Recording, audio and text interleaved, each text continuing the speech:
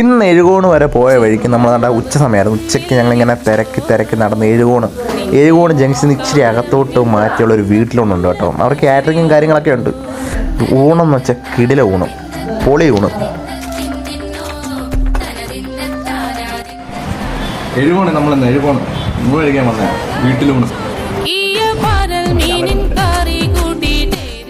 ഞാനും എൻ്റെ ഒരു കൂട്ടുകാരനും ഉണ്ടായിരുന്നു കേട്ടോ. ഞങ്ങൾ എഴുകോണം എന്ന് പറഞ്ഞാൽ അറിയാമല്ലോ, നമ്മളെ കൊല്ലത്തുനിന്ന് നേരെ കൊട്ടാരക്കരയ്ക്ക് പോകുന്ന വഴിക്കുള്ള എഴുകോണം. അവിടെ നിന്നാണ് നമ്മൾ നല്ല ഊണും പിന്നെ നല്ല കപ്പയും മീൻകറിയും മീൻപറത്ത് എന്ന് വെച്ചാൽ നല്ല എന്തുവായിരുന്നു, നെത്തോലി.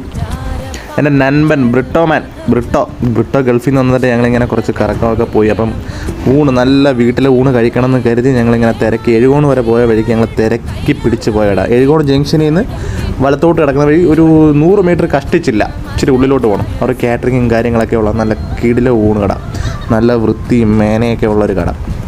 ഒരു ചേച്ചിയാണ് എന്നോട് നടത്തുന്നത് കേട്ടോ. അവർക്കാണ് ഭയങ്കര സ്നേഹവും കാര്യങ്ങളൊക്കെ തന്നെ. നമുക്ക് ഫുഡ് എന്തൊക്കെ വേണം എന്ന് ചോദിച്ചോണ്ട് അവർക്ക്.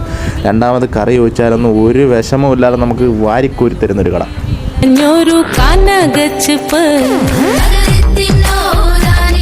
നല്ല കിടില ഒരു ഊണ് കിട്ടിക്കഴിഞ്ഞാൽ നമ്മൾ വയറ് നിറഞ്ഞാൽ രണ്ടാമത് ഇച്ചിരി ചോറൂടെ മേടിച്ച് പുളിശ്ശേരിയെ കൂട്ടി ഒരു പിടി പിടിച്ചിട്ടേ നമ്മളെല്ലാം അടക്കും. അതാണ് നമുക്കും ഒരു സന്തോഷം.